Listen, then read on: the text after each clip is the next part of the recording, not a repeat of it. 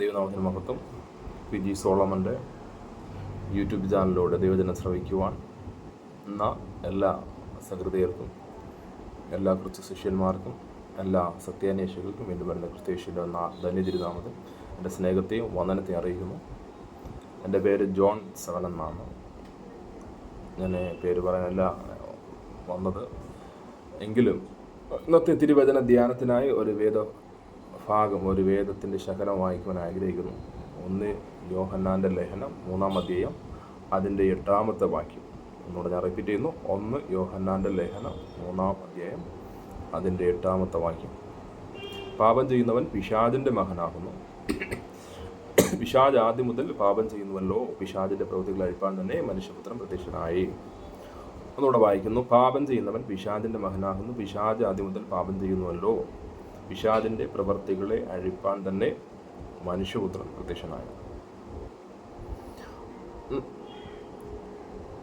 എന്താണ് പാപം എന്ന് നമുക്കറിയാം. ദൈവത്തിൻ്റെ കൽപ്പനകളെ ലംഘിക്കുന്നത്, ദൈവത്തിൻ്റെ ഡിസൈറിനെ ലംഘിക്കുന്നത്, നമ്മുടെ എത്തിക്സിനെയും മൊറാലിറ്റിയൊക്കെ നമ്മൾ ലംഘിക്കുന്നതാണ് പാപത്തിൻ്റെ പട്ടികയിൽപ്പെടുന്നത്.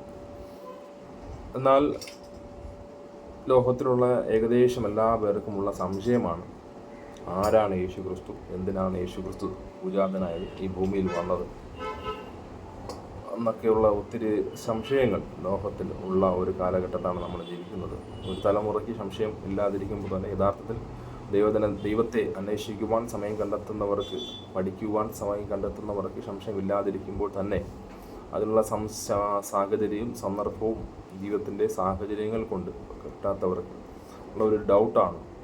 അല്ലാന്നുണ്ടെങ്കിൽ ഏതെങ്കിലും വിശ്വാസങ്ങൾക്ക് ജനിച്ച മുതലുള്ള എന്തെങ്കിലുമൊക്കെ പാരമ്പര്യമായ സാഹചര്യങ്ങൾക്ക് അധീനരായി വളർന്നവരിൽ ഈ സംശയം കാണുവാൻ സാധ്യതയുണ്ട്. എന്നാൽ തിരുവചന പ്രകാരം ആരാണ്, എന്തിനാണ് യേശു ക്രിസ്തു പ്രത്യക്ഷനായി വന്നത്, ഈ ഭൂമിയിൽ പൂജാതനായെന്ന് നമുക്ക് ചിന്തിക്കാം. ആ വചനത്തിൽ തന്നെ അതിനകത്തുണ്ട്, പിശാചിൻ്റെ പ്രവൃത്തികളെ അഴിപ്പാൻ തന്നെ ദൈവപുത്രൻ പ്രത്യക്ഷനായി. അപ്പോൾ യേശു പ്രത്യക്ഷനായത് ഈ ഭൂമിയിൽ ഒരു മതം സ്ഥാപിക്കാനോ ഒരു പൊളിറ്റിക്കൽ പാർട്ടി യേശുവിൻ്റെ പേരുണ്ടാക്കുവാനോ കുറച്ച് ആർമിയെ തൻ്റെ പേരിൽ ഈ ഭൂമിയിൽ ഉണ്ടാക്കി ജനത്തിനോ മറ്റ് മതങ്ങൾക്കോ മറ്റ് രാജ്യത്തിനെതിരോ പോരാടാനല്ല യേശു ഈ ഭൂമിയിൽ വന്നത്. യേശു ഭൂമിയിൽ പ്രത്യക്ഷനായ അതിൻ്റെ പ്രഥമമായ ഉദ്ദേശം പിശാചിൻ്റെ പ്രവൃത്തികളെ അഴിക്കുക എന്നതാണ്. പിശാചിൻ്റെ പ്രവൃത്തി എന്താണെന്ന് അതിൻ്റെ 5-ാമത്തെ വാക്യത്തിൽ വായിക്കുന്നു. 1 യോഹന്നാൻ്റെ ലേഖനം 3-5 വായിക്കുന്നു. പാപങ്ങളെ നീക്കുവാൻ അവൻ പ്രത്യക്ഷനായി എന്ന് നിങ്ങൾ അറിയുന്നു.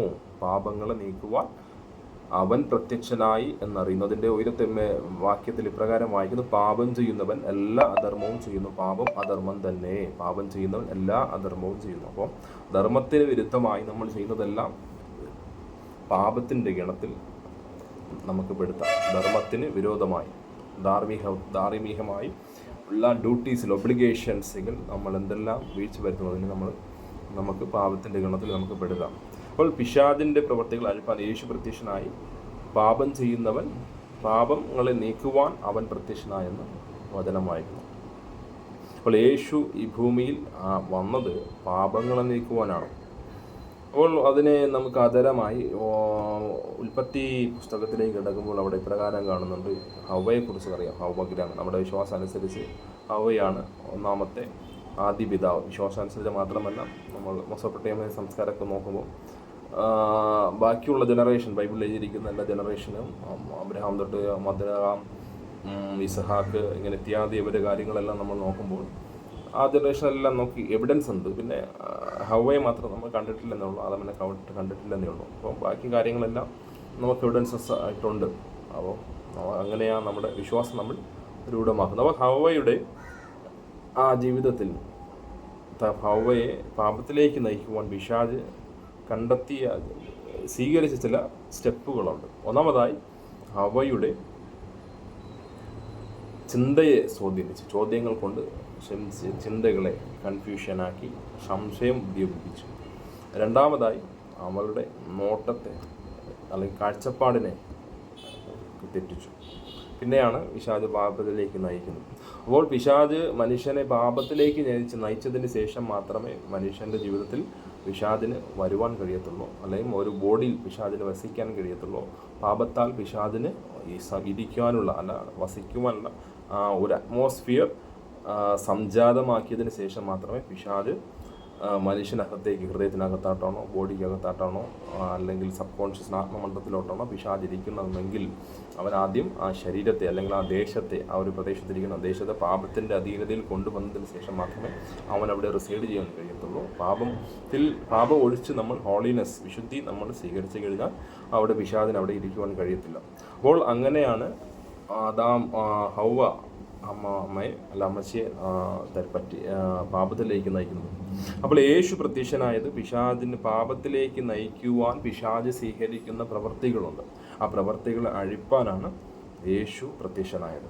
അപ്പോൾ എല്ലാവരുടെ ജീവിതത്തിലും, അത് ആദാമിൻ്റെ ജീവിതത്തിൽ പറയുന്നതെങ്കിലും അത് നമ്മൾ പറഞ്ഞു പോകുന്നതെങ്കിലും, ഇന്നും ലോകത്ത് നമ്മെ ഈ സമസ്ത മനുഷ്യരാശിയും, അത് എല്ലാ ലോകത്തും, ഈ കഴിഞ്ഞ കാലത്തും ഈ ലോകത്തും ഇനി വരുവാനുള്ള ലോകത്തും മനുഷ്യനെ തെറ്റിക്കുവാൻ പിശാച് അല്ലെങ്കിൽ ഒരു പ്രകൃതിയാതീയ ഇരുട്ടിൻ്റെ ശക്തിയും എപ്പോഴും ശ്രമിച്ചു കൊണ്ടിരിക്കും. അപ്പോൾ ആ പിശാചിൻ്റെ പ്രവൃത്തി സിമ്പിളായിട്ട് പാപത്തിൽ നമ്മൾ ആരെയും വീഴ്ത്താറില്ല. ഒന്ന് നമ്മളെ ചിന്തകളെ കൺഫ്യൂഷൻ അല്ലേ, ഒരു കാര്യം ചെയ്യുമ്പോൾ അത് നോക്കിയാൽ കുറച്ച് ശരിയായിരിക്കാം, അത് ഇത്തിരി കൂടെ ബെറ്റർ ആയിരിക്കാം, അല്ലെങ്കിൽ നമുക്കൊരു ബെറ്ററായ ഒരു ഫ്യൂച്ചർ ഉണ്ടാകുമെന്നുള്ള ചിന്ത നമ്മുടെ ചിന്തയ്ക്കകത്ത് കടത്തി വിട്ടിട്ട് നമ്മളെ വീക്ഷണത്തെ പിശാച് തെറ്റിച്ച് കളഞ്ഞതിന് ശേഷം മാത്രമേ പിശാച് അല്ലെങ്കിൽ നമ്മളെ പാപത്തിലേക്ക് നയിക്കാൻ പറ്റും. പാപം ഒറ്റയടി സംഭവിക്കുന്നതല്ല.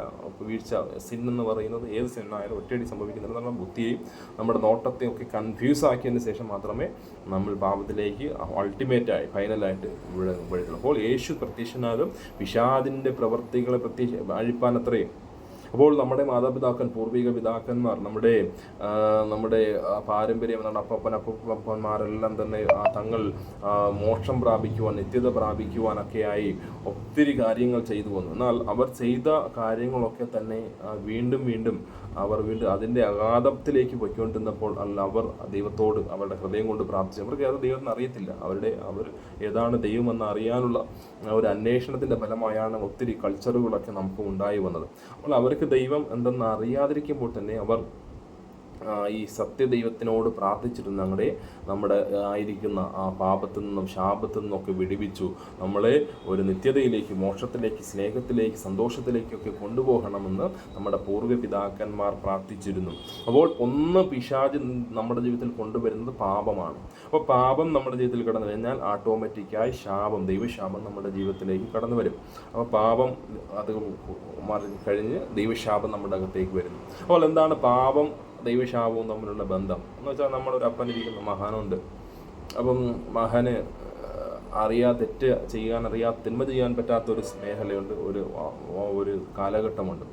ആ കാലഘട്ടത്തിൽ അദ്ദേഹം തെറ്റ് ചെയ്യുമ്പോൾ മാതാപിതാക്കൾക്കൊന്നും ചെയ്ത തെറ്റായി തോന്നാറില്ല. നമ്മളതിനെ ചിലപ്പോൾ തിരിച്ചോ അല്ലെങ്കിൽ ചെറിയ രീതിയിൽ വഴക്ക് പറഞ്ഞോ നമ്മളവനെ ഇടാറുണ്ട്. എന്നാൽ ഹൃദയത്തിൻ്റെ പക്വത പ്രാപിച്ചതിന് ശേഷം അല്ലെങ്കിൽ സാഹചര്യമെല്ലാം അദ്ദേഹത്തിൻ്റെ കാര്യങ്ങൾ കാരണസഹിതം മനസ്സിലാക്കുവാനുള്ള സാഹചര്യം എത്തുമ്പോൾ പാപം ചെയ്തു കഴിഞ്ഞാൽ അപ്പനമ്മമാരെന്ത് ചെയ്യും? ആദ്യം വഴക്ക് പറയും, പിന്നെ എന്ത് ചെയ്യും? ശാസിക്കും. അതിനുശേഷം തീരെ നിവർത്തില്ല, അവരും എന്ത് ചെയ്യും? ശാപം ഇടല്ലേ. അത് ഈ ലോകത്തിൻ്റെ തന്നെ ഒരു പ്രക്രിയയാണ്.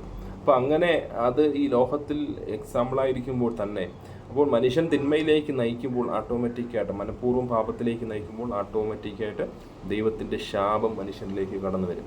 അപ്പോൾ പാപവും ദൈവശാപവും വസിക്കുന്ന ഒരു വ്യക്തിയിലാണ് പൈശാചിക മണ്ഡലം കുടികൊള്ളുന്നത്. എന്നോട് പറഞ്ഞാൽ പാപം ഒറ്റയടിയിൽ വരത്തില്ല.